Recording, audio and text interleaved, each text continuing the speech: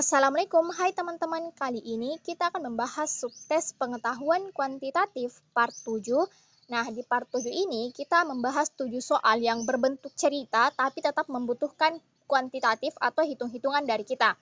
Oke, kita langsung ke soal yang pertama. Umur ayah 3 tahun yang lalu adalah 3 kali umur anaknya. Jika saat ini selisih umur ayah dan anak sekarang adalah A, maka umur ayah saat ini adalah. Oke, di sini ada dua orang, yaitu ayah dan anaknya. Berarti kita misalkan masing-masingnya. Kita misalkan X ini adalah umur ayah, dan Y ini sama dengan umur anak.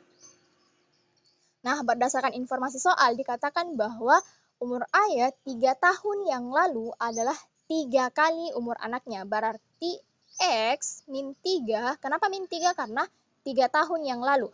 Kalau 3 tahun yang akan datang berarti plus 3. Nah, X min 3 sama dengan 3 kali umur anaknya. Berarti 3 Y min 3. Selanjutnya, jika saat ini selisih umur ayah dan anak sekarang adalah A, berarti selisih X min Y sama dengan A, tapi bisa kita ubah bentuknya menjadi Y sama dengan X min A. Nah, ini kita tinggal masukkan atau substitusi ke nilai Y. Berarti X min 3 sama dengan 3. Nah, Y-nya sudah ada, yaitu X min A min 3. Berarti ini turun X min 3 sama dengan kita kali. 3 kali X itu sama dengan 3X. 3 kali min A sama dengan min 3A. Dan 3 kali min 3 sama dengan min 9. Kemudian kita samakan X. Kemudian positif 3X pindah ruas menjadi min 3X sama dengan min 3A min 9. Kemudian min 3 pindah ruas menjadi positif 3. Nah, selanjutnya X dikurang 3X itu sama dengan min 2X. Kemudian ini turun min 3A. Nah, min 9 ditambah positif 3 sama dengan min 6. Nah, kemudian kita sederhanakan. Kita bagi 2. Bukan bagi 2 ya, tapi bagi min 2. Karena di sini semua min, berarti ini kita bagi min 2, ini bagi min 2, dan ini bagi min 2. Nah, min 2X dibagi min 2 itu sama dengan 1X. Tapi satunya tidak perlu kita tulis, jadi cukup X. Ingat, min bagi min itu positif. Kemudian min 3 dibagi min 2 itu sama dengan 1,5 A, dan min 6 dibagi min 2 sama dengan positif 3. Nah, X ini adalah umur ayah. Ditanyakan umur ayah saat ini adalah 1,5A ditambah 3, opsi yang A. Kita lanjut ke soal nomor 44. Sepotong kayu panjangnya 40 meter dipotong menjadi 2 bagian, di mana yang satu panjangnya 2/3 dari yang lainnya. Berapa panjang bagian yang terpendek? Oke, jadi ada sepotong kayu dipotong menjadi 2 bagian. Berarti ada 2 bagian, kita misalkan bagian yang pertama adalah X. X adalah bagian yang pertama. Kemudian Y adalah bagian yang kedua. Nah, soal-soal seperti ini memang identik dengan permisalan, entah itu permisalan dalam bentuk X dan Y, atau A, B, atau yang lainnya. Tapi permisalannya itu terserah, ini hanya memudahkan kita. Kemudian di sini sepotong kayu panjangnya 40 meter, berarti 40 meter ini adalah 2 bagian, berarti X plus Y itu sama dengan 40 meter. Kemudian bagian yang satu itu panjangnya 2/3 dari bagian yang lainnya, berarti X sama dengan 2/3 dari Y, atau Y sama dengan 2/3 dari X, terserah. Kemudian, nah tinggal kita masukkan ke sini, ini kita substitusikan ke sini. Oke, kita tulis dulu ya, kita tulis di sini aja. X plus Y sama dengan 40, nah X-nya adalah 2/3 Y, berarti 2/3 Y plus Y sama dengan 40. Nah, ini angkanya belum bulat, masih berbentuk pecahan. Jadi kita bulatkan angkanya dengan mengkali 3. Kita kali 3. Nah, 2/3 kali 3 itu sama dengan 2, berarti Y, 2Y ditambah 3 kali Y sama dengan 3Y. Nah, 40 kali 3 sama dengan 120. Nah, ini sudah sama, angkanya juga bulat. 2Y ditambah 3Y sama dengan 5Y sama dengan 120. Berarti Y-nya sama dengan 120 bagi 5 itu 24. Nah, Y-nya adalah 24. Nah, tinggal kita masukkan ke sini nih. X sama dengan 2/3Y. Nah, Y-nya adalah 24. Nah, ini tinggal kita sederhanakan nih. 24 dibagi 3 sama dengan 8. Berarti 2 kali 8, kemudian 2 kali 8 sama dengan 16. Berarti yang terpendek adalah X dan panjangnya adalah 16 meter. Opsi yang B. Kita lanjut ke soal nomor 45. Seorang pedagang menjual sepatu dengan harga 60.000 dan memperoleh laba 20% dari harga beli. Berapa harga beli sepatu tersebut?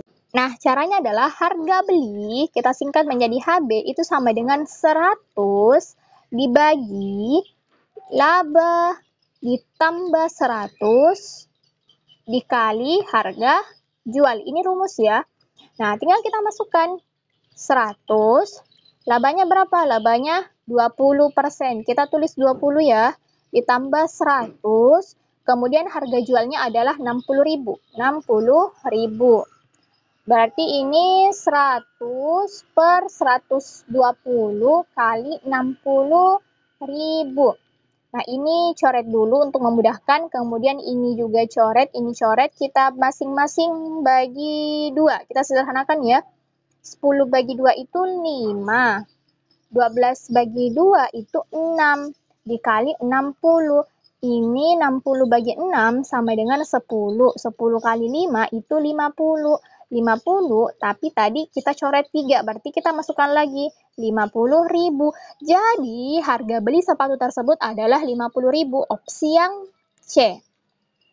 Kita lanjut ke soal nomor 46. Dalam satu kelas terdapat 30 siswa dan nilai rata-rata tes matematika mereka adalah P. Jika guru matematika mereka menaikkan nilai setiap siswa sebesar 10, maka rata-rata nilai baru siswa tersebut adalah. Oke, kita ketahui bersama bahwa rumus rata-rata itu sama dengan jumlah data dibagi dengan banyaknya data. Nah, kalau dilihat dari soal, jumlah datanya adalah jumlah nilai siswa dan banyak datanya adalah banyaknya siswa. Di sini dikatakan bahwa dalam satu kelas terdapat 30 siswa dan nilai rata-rata tes matematika mereka adalah P. Kalau nilai rata-rata tes matematika mereka adalah P, maka jumlah nilai siswa ini adalah jumlah nilai mula-mula sebelum dinaikkan menjadi 10. Jumlah nilai mula-mula, kita tulis ya, mula-mula itu sama dengan 30 P. Kemudian, guru matematika mereka menaikkan nilai setiap siswa sebesar 10. Berarti, kalau seperti itu, jumlah nilai baru atau nilai yang setelah dinaikkan itu sama dengan 30P ditambah 10 dikali dengan 30. Karena ada 30 siswa dan setiap siswa ditambah 10. Nah, ini tinggal kita masukkan ke rumus rata-rata. Jadi, berapa nih? Rata-rata sama dengan jumlah datanya adalah 30P.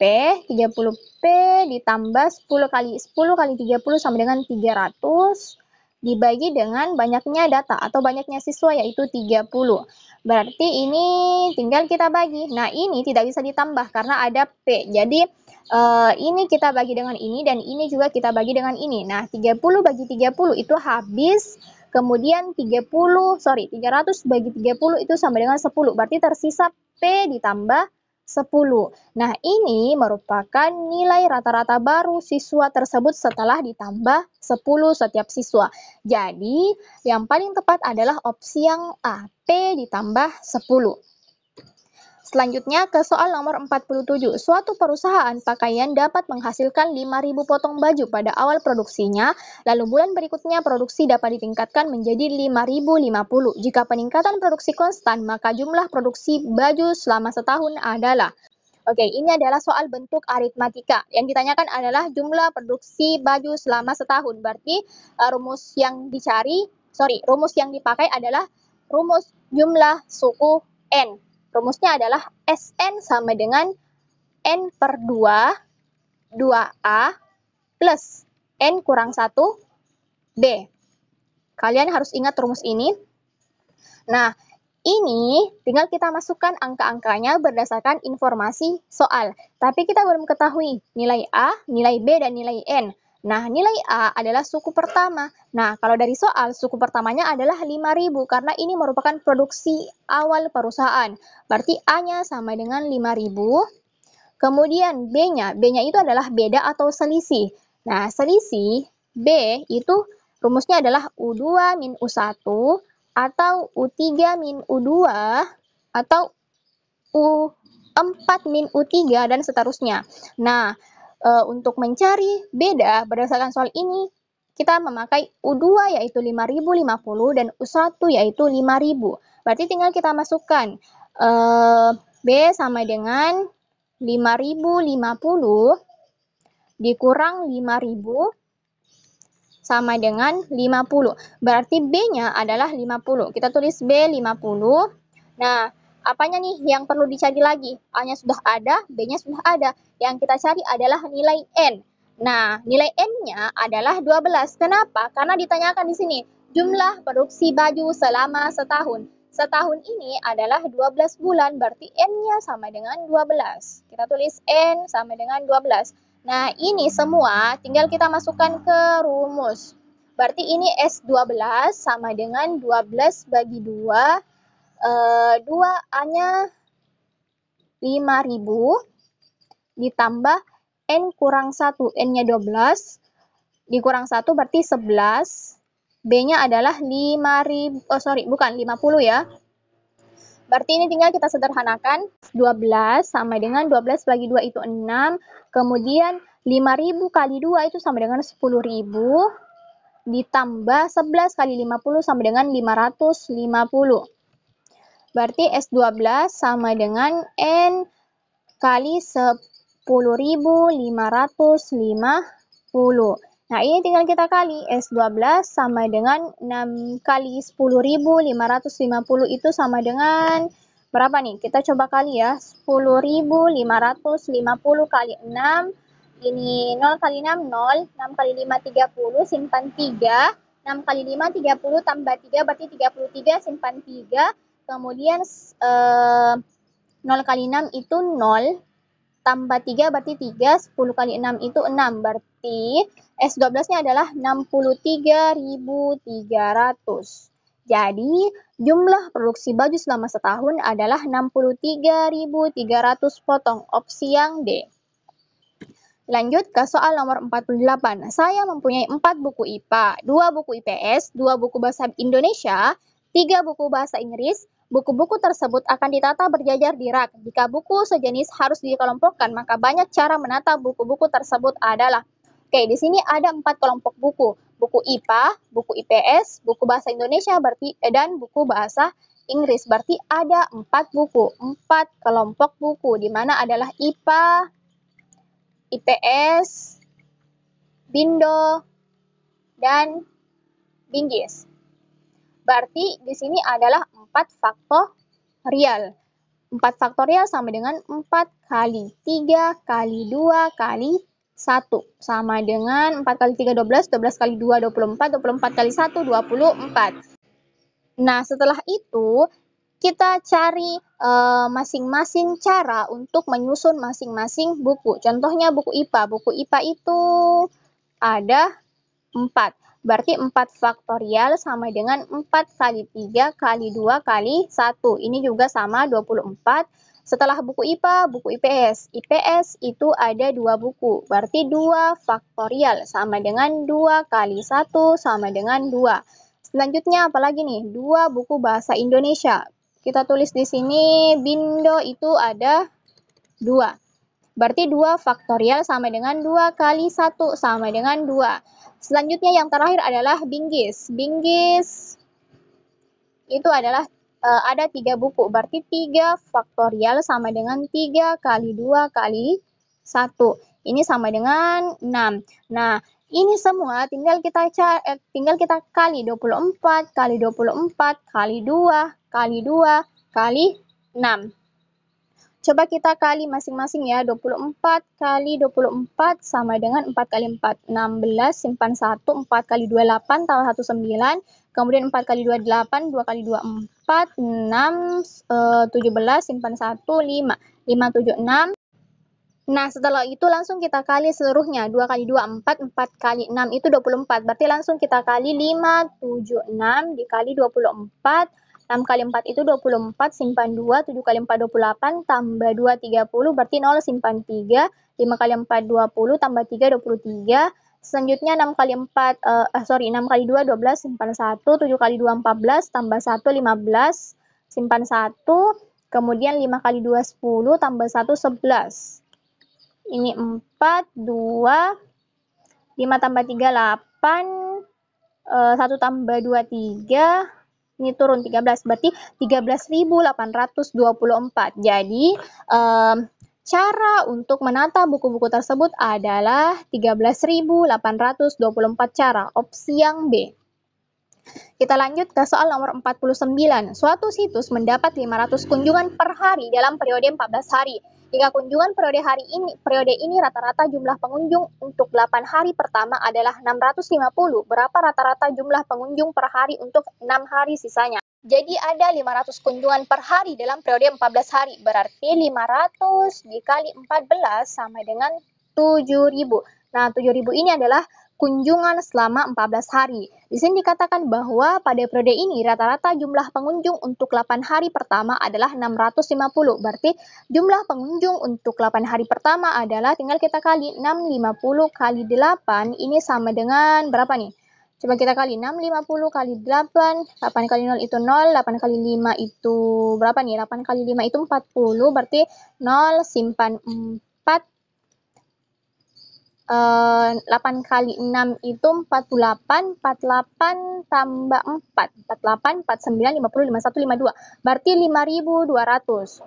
Ini adalah 5.200. Nah, ini tinggal kita kurangkan, berarti ini 0, 0, 8, 1, 1.800. Nah, di sini 8 hari, berarti 6 hari sisanya tinggal kita bagi 6. 1.800 dibagi 6. 1.800 dibagi 6, ini sama dengan berapa nih? 18 bagi 6 itu 3, berarti 300 ya. Jadi, rata-rata jumlah pengunjung per hari untuk 6 hari sisanya adalah 300 pengunjung, karena 1.800 dibagi 6 sama dengan 300. Jadi, untuk soal nomor 49, opsi yang paling tepat adalah opsi yang A, yaitu 300 pengunjung.